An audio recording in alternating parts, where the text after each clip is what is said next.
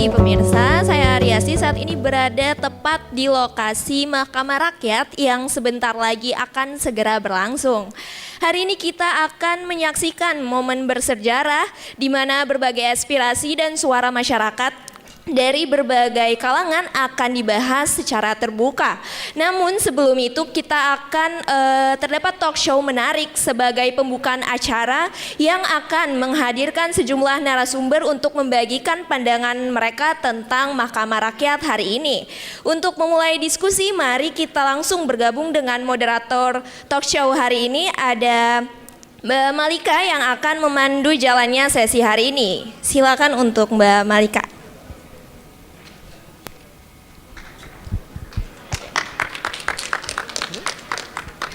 Selamat pagi rakyat Indonesia yang saat ini sudah berada di Wisma Makara UI, tempat diadakannya Mahkamah Rakyat Luar Biasa. Selamat pagi juga untuk Anda yang menyaksikan melalui kanal YouTube Jakarta Nikus. Hari ini Mahkamah Rakyat Luar Biasa diagendakan memanggil tergugat rezim Jokowi untuk mempertanggungjawabkan berbagai kebijakan yang telah melanggar hak-hak konstitusional rakyat. Mungkin teman-teman juga sudah melihat di media sosial begitu ya, ada 9 dosa rezim Jokowi atau disebut sebagai nawadosa yang sudah membuat rakyat sulit untuk mengakses kebutuhan dasar yang seharusnya itu dijamin oleh negara. Nah, sebelum persidangan Mahkamah Rakyat Luar Biasa digelar, saya akan berbincang dulu dengan beberapa narasumber di sini. Salah satunya adalah penggugat. Langsung saja kita panggil. Ini salah satunya penggugat, Bivitri Susanti. Silakan Kak. Di sini. Kemudian ada juga Ketua BEM FH UI Arief Latif. Dan satu lagi, ini mewakili atau ini panitia Mahkamah Rakyat Luar Biasa dari Greenpeace Indonesia, Kang Asep Komarudin. Silakan. Oke, sudah lengkap kita ya.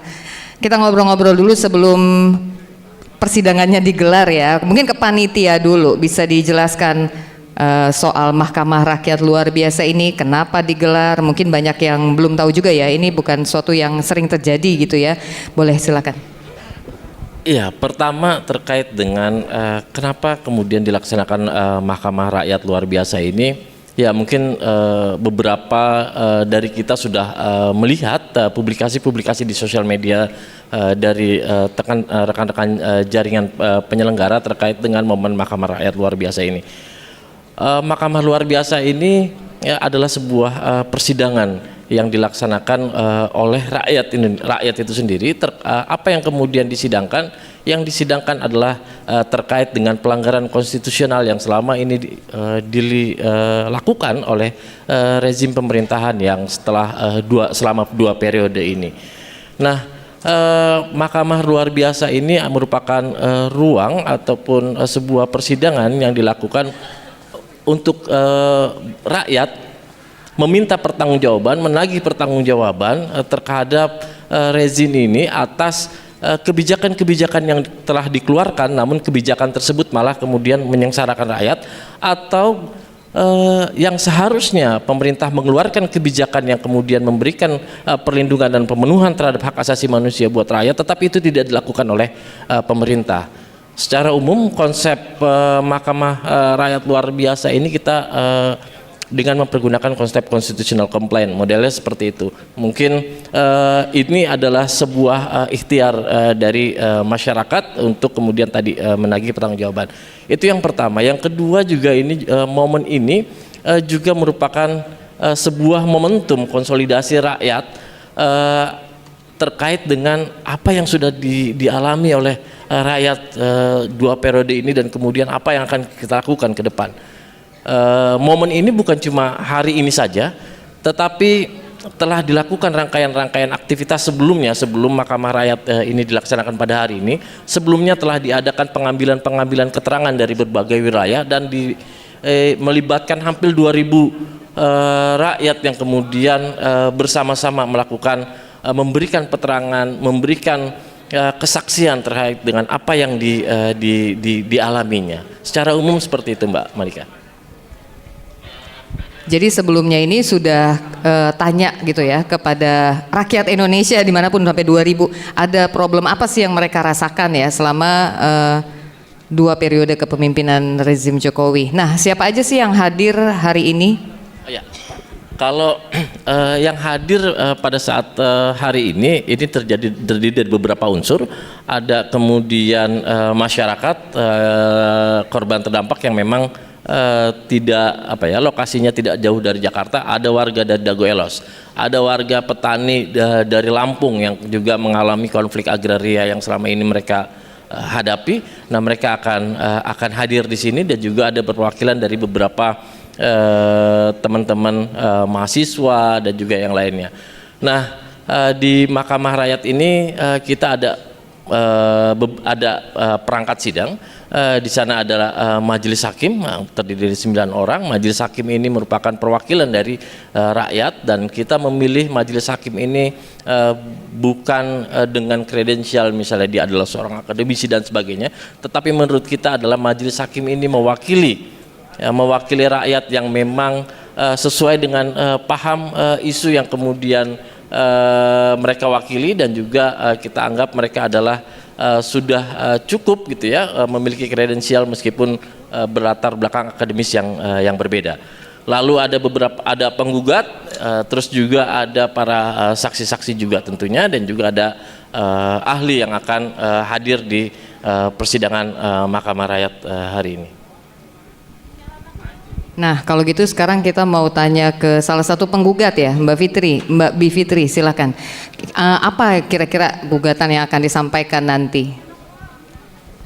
Ya, jadi terima kasih. Semoga kita nanti bisa melihat betul ya bagaimana keadilan seharusnya dibuka, dipaparkan, dan diberikan kepada orang-orang yang berhak mendapatkan keadilan.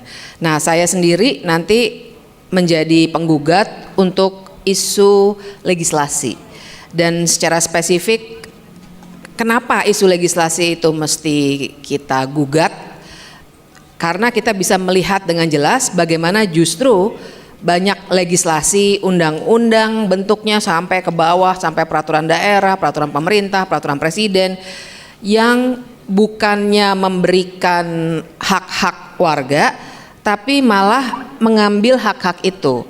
Secara substansi begitu, tapi yang lebih parah adalah kita kan sudah sering mendengar ya suatu frasa yang namanya autocratic legalism atau legalisme otokratik, dengan cara pandang bahwa seakan-akan hukum itu yang dimaknai hanya sebagai undang-undang dan peraturan itu selalu benar, maka banyak sekali tindakan-tindakan rezim Jokowi yang sebenarnya salah kemudian dikasih justifikasinya melalui pembuatan undang-undang. Misalnya Undang-Undang Cipta Kerja, Undang-Undang Minerba yang 6 hari selesai, kita bisa tertawakan itu sebenarnya, nggak ada di negara lain yang seperti itu. Kemudian ada Undang-Undang IKN yang juga selesai dalam kurang lebih 30-an hari. Padahal itu memindahkan ibu kota ya, jadi jangan hanya lihat jumlah harinya tapi substansinya. Jangan lupa revisi Undang-Undang KPK, 2 minggu selesai dan itu efektif membunuh KPK. Jadi memang ini isu yang luar biasa penting. Tentu saja 8 isu lainnya juga sangat penting. Jadi memang ini sudah dipilih betul karena kami ingin mengangkat dengan jelas, mengurai semua masalah yang selama ini terjadi, tapi mungkin diberi selubung legalisme itu, diberi selubung bahwa ini sudah sah maka taatlah Anda pada hukum begitu loh. Padahal hukumnya tidak adil. Nah, jadi itu yang jadi poin nanti yang akan kami sampaikan soal dosa di bidang legislasi. Nah, menarik nih. Tadinya mau ke teman mahasiswa tapi udah disenggol soal dosa. Kemarin kita dengar ada 9 dosanya ya. Mungkin bisa dijelasin apaan aja tuh? Ya, sebenarnya panitia ataupun kita di tim substansi mencoba kemudian untuk mengclustering terkait dengan pelanggaran-pelanggaran konstitusi yang dilakukan oleh rejim hingga saat ini. Kita kemudian mencoba mengumpulkannya dan itu tadi kita dapat sampai kemudian memutuskan kita clustering menjadi 9 dosa itu.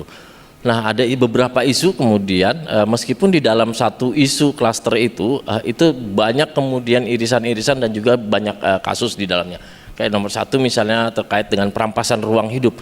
Nah, ketika berbicara masalah perampasan ruang hidup ini akan banyak sekali kemudian kasus-kasus yang muncul dan juga kemudian terkait dengan regulasi-regulasi yang telah dikeluarkan yang kemudian memungkinkan dapat dilakukannya penyingkiran ruang hidup rakyat atas nama misalnya proyek strategis nasional dan sebagainya, sehingga ruang hidup rakyat, ruang hidup masyarakat adat itu harus terenggut dan tersingkirkan. Misalnya itu satu. Yang kedua adalah terkait dengan kriminalisasi dan persekusi. Kita melihat misalnya banyak terjadi kriminalisasi terhadap misalnya warga yang kemudian memperjuangkan haknya.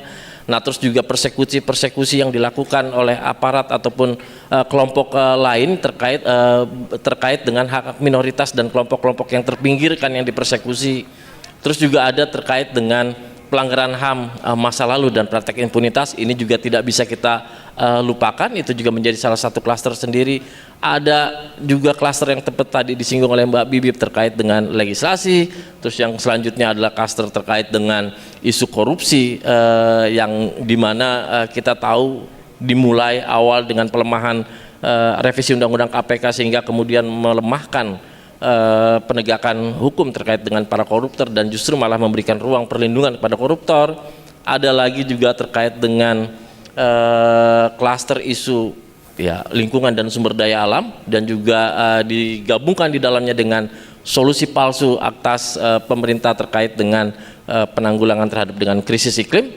Terus juga ada yang nggak bisa dilupakan juga adalah terkait dengan pendidikan, terkait dengan hak pendidikan, terus juga penyeragaman pendidikan yang kita tahu yang hingga pendidikan yang kemudian ada saat ini kemudian ya justru tidak memang betul-betul bertujuan untuk mendidik, dan juga terkait dengan kesenjangan akses pendidikan dan sebagainya, dan juga ada terkait dengan isu hak-hak pekerja di mana memang rakyat para pekerja yang kemudian dimiskinkan dengan kebijakan-kebijakannya. Terus juga pemberian insentif yang sangat besar kepada industri tetapi kemudian hak-hak pekerjaannya malah dikurangi. Bahkan terakhir juga kemarin ada terkait dengan kebijakan tapera dan sebagainya. Ini juga semua masuk di dalam klaster-klaster isu yang akan disidangkan pada saat hari ini gitu, Mbak. Ya, terima kasih Kang Akses. Emang belakangan ini kita sebagai rakyat tuh banyak shocknya ya. Sampai wah banyak banget nih kebijakan yang dikeluarkan terus kita tercengang. Ini mau protes yang mana dulu ya, saking banyaknya gitu. Mungkin ke teman mahasiswa nih nanti juga jadi salah satu penggugat kan ya, boleh berbagi pandangan juga soal kegiatan hari ini dan apa nanti yang ingin disampaikan. Oke, baik. Pertama, kenapa mahasiswa? Ada salah satu mahasiswa menjadi penggugat. Karena isu-isu yang berkaitan di belakang ini 9 dosa-dosa yang berkaitan dengan mungkin ilmu-ilmu kuliah kami. Terutama mungkin ketika mengenai soal nawadosa terkait dengan pendidikan. Terlebih pendidikan tinggi. Bagaimana sistem pendidikan tinggi saat ini itu benar-benar dikomersialisasi. Ibaratnya perguruan tinggi negeri yang seharusnya negeri diswastakan gitu. Contohnya melalui PTNBH, perguruan tinggi berbadan hukum, di mana PTNBH itu tidak mendapatkan dana lagi dari pemerintah sehingga dia harus mencari dananya sendiri. Hasilnya adalah perguruan tinggi PTNBH ini mengambil dana dari para mahasiswanya dengan menaikkan UKT.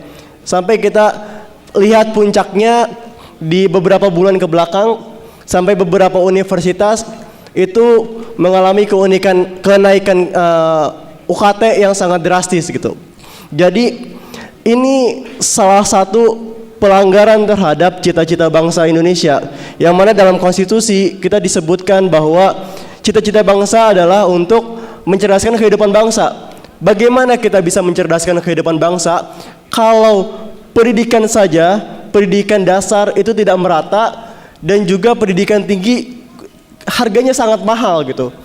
Kuliah yang terbaik, fasilitas yang oke, itu tidak bisa dijangkau oleh rakyat-rakyat miskin.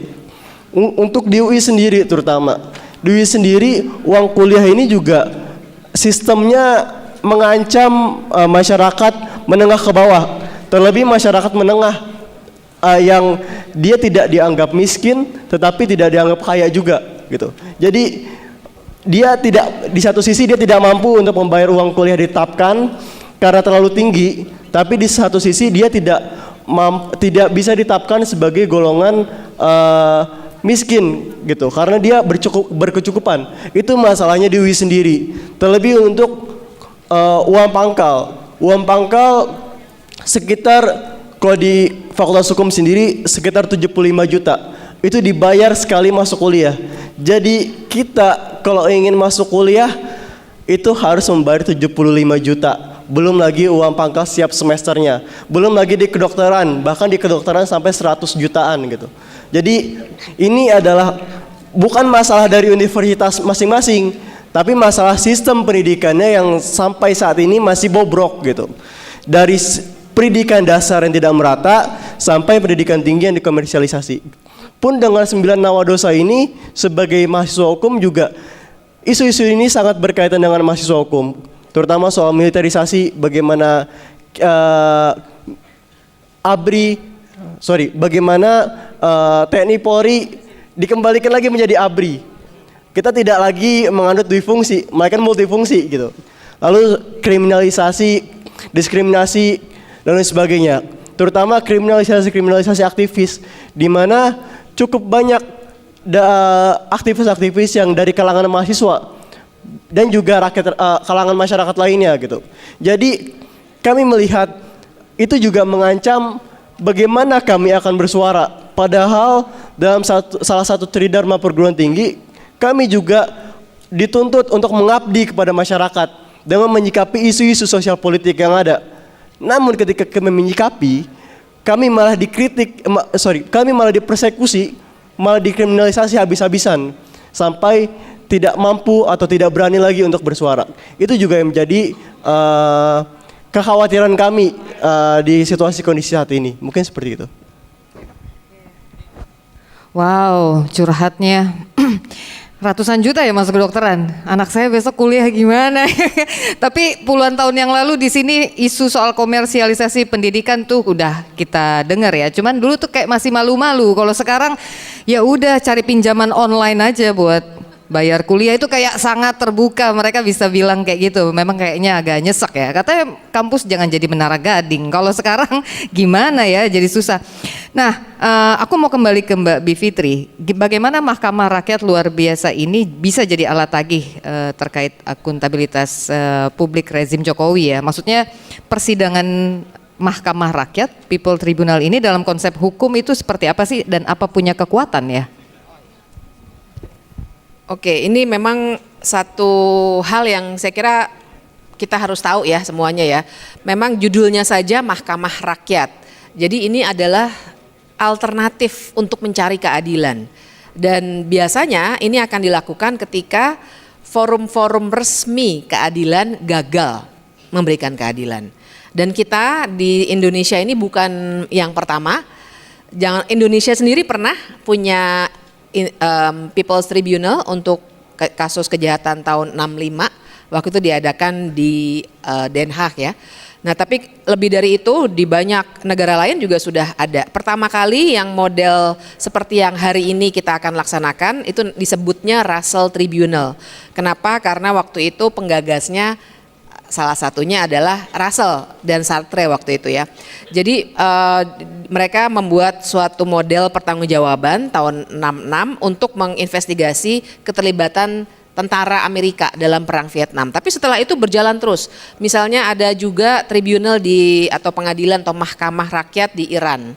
Terus juga ada di Kashmir tahun 2008. Kemudian juga ada Indian People's Tribunal tahun 93.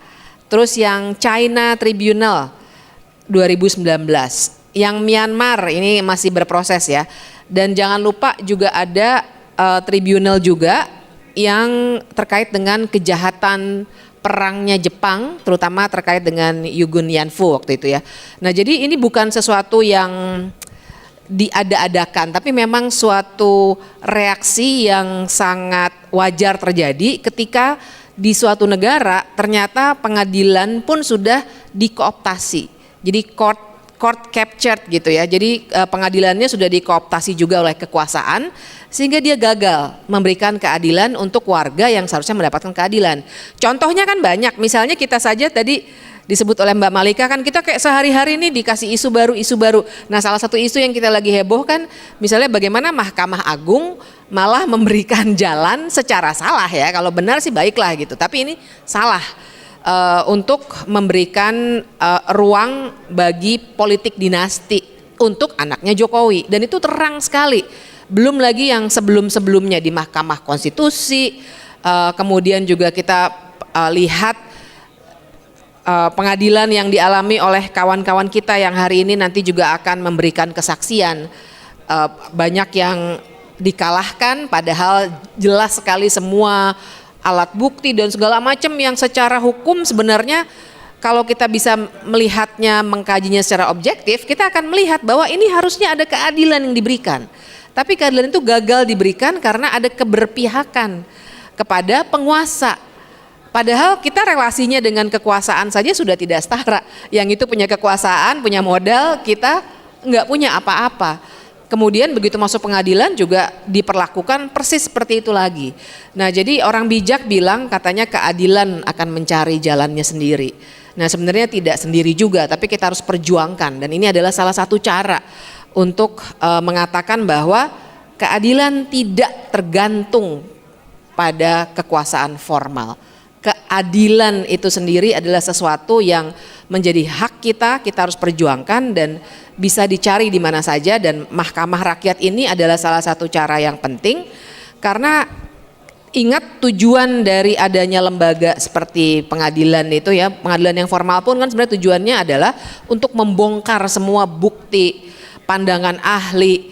Nah, ketika ruang itu tidak diberikan oleh lembaga formal, di sini tentu saja kita semua berharap nanti publik akan terang benderang melihat, mendengar semua kesaksian dari kawan-kawan, terutama komunitas-komunitas di level tapak ya. Maksudnya barangkali kan yang sering kita lihat di talk show yang hebat-hebat mentereng begitu ya di televisi dan lain-lain adalah para politikus juga. Kalaupun ada yang mungkin masuk pengadilan selebritis. Tapi justru kawan-kawan yang berjuang di bawah ini yang memperjuangkan hidupnya ya sebenarnya ya, kena proyek strategis nasional dan lain sebagainya, mereka juga tidak mendapatkan ruang keadilan yang cukup, bahkan panggung untuk memberikan catatan dari segi mereka. Jadi sebenarnya tidak pernah objektif ruang-ruang yang publik yang selama ini kita lihat yang dikuasai oleh kekuasaan. Jadi ini saya kira kesempatan yang luar biasa untuk kita semua juga belajar dari proses ini tentang apa yang sesungguhnya terjadi. Paling tidak dari 9 isu itu saya yakin sebenarnya ratusan ya, cuma harus diklaster justru supaya kita belajarnya enak gitu. Jadi ini proses yang sangat berharga juga sebagai pertanggungjawaban sejarah kita. Jangan sampai nanti anak cucu kita bilang, wah pada tahun 2024 tidak ada yang bilang apa-apa soal ketidakadilan dan soal kejahatan yang sebenarnya dilakukan oleh penguasa. Ini adalah catatan sejarah yang penting. Mungkin sedikit lagi karena tadi Mbak Bivitri sampaikan ini terjadi di beberapa negara. Mungkin ada catatan keberhasilan atau apa sih dampak kemudian ya yang terjadi di salah satu negara misalnya, mungkin boleh cerita. Ya, kalau keberhasilannya itu tentu saja tidak bisa diukur dari apakah ada eksekusi atau tidak begitu ya, karena ini Mahkamah Rakyat. Jadi poinnya adalah ruang untuk rakyat untuk membeberkan semua masalah sehingga kemudian bisa saja ditindaklanjuti dalam berbagai forum politik maupun hukum berikutnya. Yang saya kira cukup sukses adalah ketika kita masuk ke wilayah internasional, follow up-nya begitu, tindak lanjutnya ke wilayah internasional. Dari semua yang tadi saya sebutkan, misalnya Russell Tribunal itu juga begitu banyak di-copy di banyak negara justru karena tingkat suksesnya. Dengan itu paling tidak publik bisa melihat secara luas, bahkan secara internasional sebenarnya apa yang dilakukan oleh pemerintah Amerika ketika itu terhadap perang Vietnam yang juga luar biasa kejahatannya. Nah itu banyak yang terungkap, jadi kalau bisa dibilang tolak ukur keberhasilannya menurut saya sih dua. Yang pertama adalah pengetahuan publik ya tadi untuk pendidikan politik maupun catatan sejarah, tapi yang lebih penting adalah tentu saja kita berharap nanti akan ada tindak lanjut baik di ranah internasional dan itu sangat bisa ditindaklanjuti. Tentu saja kita tidak bicara international court ya of justice karena itu beda lagi. Kita belum meratifikasi, negara ini belum meratifikasi Statuta Roma sehingga kita nggak bisa lari ke pengadilan internasional, tapi kan banyak sebenarnya yang nanti bisa dicatat, diungkap dalam berbagai forum internasional, terutama yang menilai bagaimana kovenan-kovenan hak asasi manusia itu dihormati atau tidak, benar-benar dijalankan atau tidak. Nah itu beberapa dampak yang bisa kita harapkan. Lagi-lagi jangan merasa nanti ada sanksi badan begitu ya, ini bukan pidana, tidak ada sanksi perdata misalnya ganti rugi begitu, tidak. Kan kami juga tidak mencari keuntungan finansial dari sini, tapi lebih banyak ke bagaimana perhatian publik di nasional maupun internasional terhadap ketidakadilan yang ternyata selama ini terjadi. Baik, terima kasih Mbak Bivitri. Nah, ini kita lihat nih teman-teman di ruang sidang ini udah hampir penuh dengan masyarakat Indonesia nih yang mau menggugat. Tapi tergugatnya gimana Kang Asep? Ya, kita mencoba gitu ya, kita sudah berupaya kemudian karena kita pengen Mahkamah luar biasa ini memang betul-betul bisa kemudian menjadi forum gitu ya, menjadi forum persidangan dan sebagainya. Nah kita juga sudah mengirimkan surat undangan dan panggilan kepada para pihak tergugat. Baik itu dikirimkan melalui pos dan beberapa hari lalu juga sudah dikirimkan secara offline, secara langsung ke Sekretariat Negara. Nah, di sini juga kita mempersiapkan meja buat para tergugat gitu ya. Mumpung ini sidang masih belum dimulai, mungkin juga nanti ada tergugat mau hadir ya kita persilakan. Kalau memang bersedia hadir, tapi kalau tidak hadir ya kita lihat nanti bagaimana keputusan Majelis Hakim terkait dengan ketidakhadiran para tergugat ini, karena kita akan serahkan sepenuhnya kepada Majelis Hakim. Dari kita sudah mencoba untuk mempersiapkan dan mengundang para tergugat untuk hadir. Samping itu juga kita juga sebenarnya mengajak publik sebelumnya bagi yang ingin terlibat di dalam Mahkamah Rakyat Luar Biasa ini dengan kemudian mengirimkan pengaduan dan sebagainya, dan juga kita juga mengundang untuk mengirimkan amikus kepada sidang Mahkamah Rakyat Luar Biasa ini, dan tercatat ada beberapa amikus dari beberapa lembaga. Dan menurut saya ini menjadi sebuah hal yang pembelajaran penting juga yang ke depan, bahwasanya memang banyak juga kemudian yang turut ingin berpartisipasi dalam Mahkamah luar biasa ini. Mungkin bisa diceritain yang tergugat kemana aja sih? Ya, tergugat ada beberapa tergugat yang pasti kemudian tergugatnya adalah Presiden Jokowi selaku pemimpin eksekutif, dan juga ada Ketua DPR selaku legislatif, dan juga ada beberapa partai-partai politik yang memang kemudian sejak awal menghantarkan rejim ini untuk menjadi rejim yang berkuasa, karena kita juga ingin memintakan pertanggungjawaban mereka terkait dengan mereka menyodorkan seseorang untuk menjadi presiden, dan juga mereka juga merupakan bagian di dalam proses pengambilan keputusan di legislasi dan sebagainya, ya seperti itu.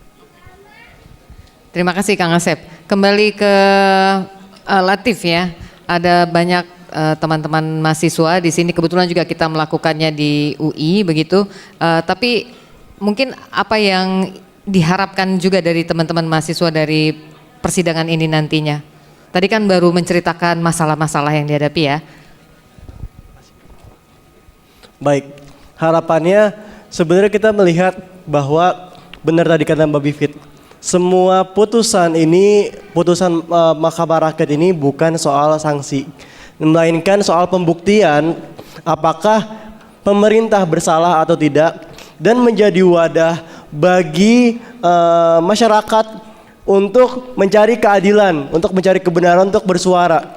Karena mereka sudah tidak bisa bersuara lagi di media-media, di pengadilan-pengadilan, karena suaranya telah direnggut habis oleh pemerintah. Jadi ini adalah satu-satunya jalan bagi rakyat untuk bisa bersuara agar pemerintah bisa diadili benar atau tidak melakukan kesalahan. Seperti itu. Lalu bagaimana dengan kalau misalkan pemerintah terbukti? Harapan kami ini menjadi batu pijakan bagi seluruh rakyat Indonesia untuk terus bersuara. Tadi Mbak Bivit juga sudah sebut harapannya yaitu dua, agar pembuktian ini bisa disampaikan ke forum-forum lainnya dan juga menjadi pendidikan politik bagi masyarakat. Jadi ketika ini sampai kepada pendidikan politik masyarakat, masyarakat juga harus bertindak, melakukan advokasi, terus bersuara dan terus melakukan pergerakan setelah adanya putusan ini. Jadi putusan ini tidak sekali selesai dibuktikan benar, tapi segala macam kekuatannya itu ada di tangan rakyat kembali. Jadi rakyat yang harus meneruskan bagaimana jalan untuk advokasi, untuk penyikapan, untuk bersuara terkait dengan putusan-putusan yang ada di Mahkamah Rakyat ini. Selanjutnya juga harapannya agar ini juga bisa dibawa ke forum-forum lain. Mungkin bisa dibawa ketika dibuktikan nanti terkait dengan 9 nawa dosa. Pasti ada pelaku-pelaku dari pemerintahan yang seharusnya bisa dibawa ke pengadilan umum. Lalu pembuktiannya adalah dari pembuktian-pembuktian yang ada di Mahkamah Rakyat. Seharusnya begitu di negara-negara lain. Lalu ini juga seharusnya bisa untuk bagaimana DPR untuk mengambil langkah atau menggunakan hak-haknya sebagai bentuk pengawasan terhadap pemerintah gitu. Pun dengan masyarakat untuk mengawasi DPR secara langsung kepada perwakilan-perwakilan yang mereka pilih. Jadi seperti itu. Lalu juga ini selain dibawa ke pengadilan umum, juga sebenarnya terkait dengan political will lagi dari pemerintah. Jadi ketika pemerintah memang sudah tidak mau menutup diri, menurut saya ya sudah binasalah negeri ini gitu. Karena pemerintah juga sudah tidak mendengar lagi apa yang dikeluhkan masyarakat. Sudah tutup kuping, sudah tutup mulut, sudah tutup mata. Jadi harapannya kita harus terus bersuara, menyuarakan putusan-putusan ini, membawa pembuktian-pembuktian ini ke forum-forum lainnya, entah itu pengadilan umum, entah itu lembaga legislasi dan sebagainya, ataupun forum-forum internasional. Jadi harapan kami seperti itu. Terima kasih. Kita udah sebentar lagi akan memulai sidang Mahkamah Rakyat luar biasa. Tapi ya hari ini kita bisa ngelihat bahwa betul ya Indonesia tuh lagi nggak baik-baik aja. Itu bukan dugaan-dugaan, asumsi begitu. Karena di sini rakyat Indonesia kumpul untuk memberikan kesaksian, juga menggugat rezim Jokowi yang sudah 2 periode ini menyengsarakan rakyat begitu ya. Ada 9 dosa yang sudah diklaster. Nanti kita akan simak seperti apa. Nah di ujung mungkin ada yang ingin disampaikan lagi oleh Kang Asep? Ya, penting yang kami ingin sampaikan sebenarnya ya pasca Mahkamah Rakyat luar biasa ini ke depan. Saya pikir ini sebuah awalan kita untuk berkonsolidasi bersama rakyat, masyarakat sipil dan yang lainnya. Dan harapannya ke depan adalah bahwa berasal dari putusan dari yang nanti akan diputuskan oleh Majelis Hakim Rakyat ini kita bisa kemudian bersama-sama mengawalnya dan kemudian kita bersama-sama untuk kemudian mendesakkannya dan ini menjadi kerangka untuk kita bergerak ke depan bersama. Karena bukan seperti saya sampaikan tadi, momen ini bukan hanya hari ini saja, sebelumnya telah ada beberapa pengambilan keterangan, konsolidasi di tingkat masyarakat dan sebagainya, dan ini menjadi modal buat kita semua untuk bergerak bersama ke depan. Jadi tidak hanya berhenti kemudian di kegiatan hari ini saja, tapi kemudian untuk kedepannya seperti itu.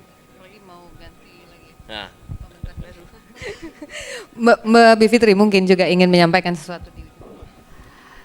Ya, kalau saya ingin supaya Mahkamah Rakyat luar biasa ini juga membuat kita menyadari betul ya apa yang tengah terjadi, sehingga segala ketidakadilan, ketidakbenaran, dan kekacauan yang akhir-akhir ini kita lihat tidak menjadi normal yang baru. Kalau nggak ada yang ngomong apa-apa, suatu tindakan yang salah itu kan lama-lama dianggapnya itu yang benar. Nah, kita semua saya kira punya kekhawatiran seperti itu. Dan saya yakin sekali banyak warga Indonesia yang kompas moralnya itu masih baik. Cuma karena ditipu terus, dibilangnya yang benar yang ini nih karena ada undang-undangnya, yang benar yang ini nih karena ada putusan Mahkamah Agungnya atau Mahkamah Konstitusinya. Jadi mungkin sudah banyak yang terkecoh. Nah, jadi saya berharap dengan Mahkamah Rakyat luar biasa ini mata kita jadi terbuka dan kita jadi lebih kritis dan bisa memelihara kegelisahan itu, karena kegelisahan itulah yang memberikan harapan buat kita. Dan tentu saja ujungnya nanti kita jadi punya catatan-catatan penting untuk terus-menerus melawan ketidakadilan. Terima kasih. Baik, pesan saya adalah pelajari apa yang disampaikan melalui Mahkamah Rakyat ini, melalui saksi-saksinya, lalu melalui keterangan-keterangan disampaikan oleh para ahli, lalu melalui putusan-putusannya, gitu. Seperti apa, bagaimana pembuktian yang dilakukan oleh para hakim terkait dengan pelanggaran-pelanggaran yang dilakukan oleh pemerintah. Dan itu harus dibaca oleh rakyat agar rakyat tidak dibodoh-bodohi lagi oleh pemerintah, gitu. Seperti kata Mbak Vivi tadi, apa yang dianggap salah ketika dibiarkan terus akan menjadi kebenaran. Itu yang dilakukan pemerintah sekarang menurut saya. Jadi jangan sampai seperti itu. Jadi teruslah untuk belajar melalui Mahkamah Rakyat ini, Mahkamah Rakyat yang lain-lainnya, dan pendidikan-pendidikan politik lainnya, yang pendidikan-pendidikan politik alternatif yang diselenggarakan oleh rakyat, gitu. Jadi selain itu, semoga juga putusan dan apa yang dilakukan Mahkamah Rakyat ini bisa menjadi momentum dan bisa menjadi batu pijakan bagi pergerakan-pergerakan selanjutnya agar dapat terus mengadili rezim Jokowi dan menghilangkan secara utuh Orde Baru sampai nol, gitu. Karena menurut saya sekarang Orde Baru masih ada, gitu, apalagi di rezim Jokowi. Maka sampai pada akhirnya rezim Orde Baru ini atau orde yang paling baru ini benar-benar habis sampai nol, dan juga era reformasi dan segala tuntutan reformasi bisa dijalankan secara sukses oleh rakyat. Terima kasih. Terima kasih Latif, Mbak Bivitri, dan Kang Asep sudah ngobrol di sini. Kita sebentar lagi akan menjadi saksi dari peristiwa yang bersejarah ya, Mahkamah Rakyat luar biasa. Jadi teman-teman yang saat ini menyaksikan melalui Jakarta Nikus, silahkan di copy dan share link ini dan sebarkan ke ya kerabat, rekan-rekan untuk kita sama-sama menyaksikan nanti ujungnya seperti apa nih Mahkamah Rakyat luar biasa pada hari ini. Terima kasih sekali lagi. Kita kembali ke MC.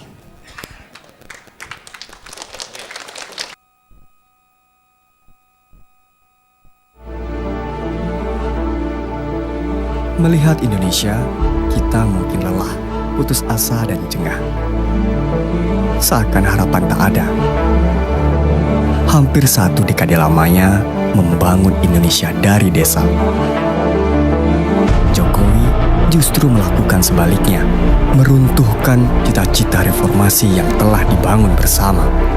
Hampir 1 dekade lamanya, Jokowi merusak Indonesia mulai dari desa. Janji penegakan demokrasi, HAM dan hukum hanyalah topeng kepalsuan semata. Tapi kita tetap punya harapan. Di tengah upaya Jokowi membangun dinasti politiknya, kita masih tetap bisa menyatukan pikiran, semangat, dan mengembalikan reformasi ke jalurnya. Tak ada waktu lagi. Ayo bersama-sama kita adili Jokowi.